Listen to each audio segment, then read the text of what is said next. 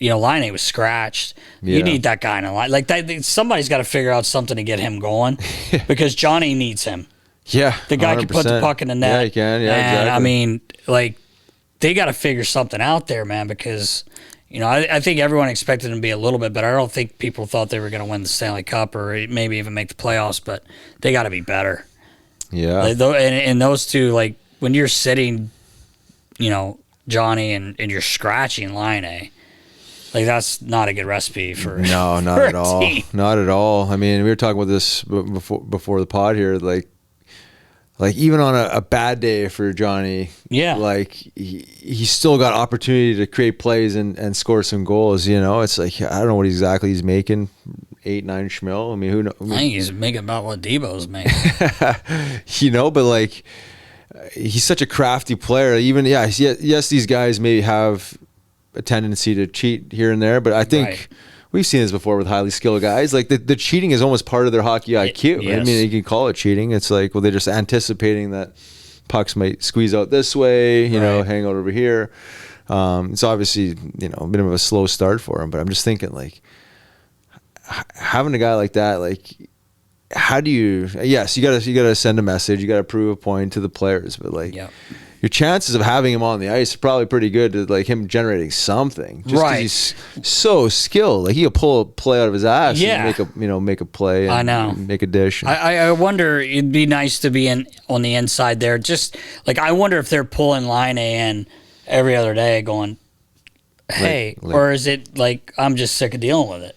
And you got to finish GM. It's probably that. Like, can he not get down there and get the guy to play? Yeah. I mean, if a guy doesn't want to play, doesn't want to play. Yeah, but it seems like the same story for him. I don't think Johnny's quite been in the situation before. Right. Right. I mean, Laine has. Yeah. It seems like the same story, different coach, different team. I don't think Torts was a big fan of him, but I could see that because he doesn't like a guy that's going to cheat. But like you said, for guys, some of those guys like that, that's how they play, and that's how they're, they get the numbers they have. Yeah. So I mean, I remember coaching with John Paddock, and you remember Denny Hamel. Oh right? Yeah. I mean, there's probably several guys, and he obviously like an American League goal scorer. Yeah. Holy shit. But he would float, always in the neutral zone. He'd like, anticipate the breakout. He was like cutting through. Yeah. Most coaches, if you broke down the video, would be like, what the hell is he doing here? But he would get the puck in all these odd man situations, breakaways, and he'd score all the time. And I remember John Paddock saying, he's like sometimes you just got to turn a blind eye to this type of stuff because the risk versus the reward is there, and you start handcuffing guys. Yes, I understand the system and playing as a team unit, but sometimes these guys have the ability to score like that. Yeah.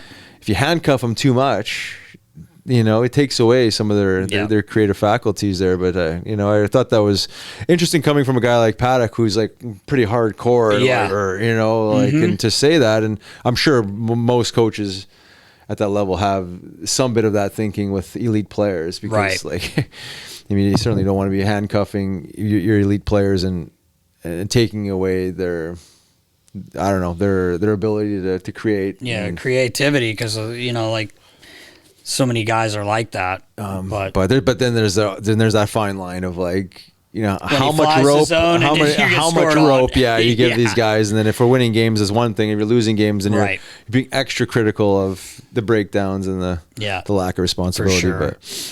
But hopefully those guys get going. It's like you need those. Yeah, horses. It's tough to see because they're superstars for the game, right? Like it's I know like Columbus isn't an A market, but they're all stars, and it sucks to see them struggling like that. But, they got to make their own luck, right? Like, you just got to try to work through it.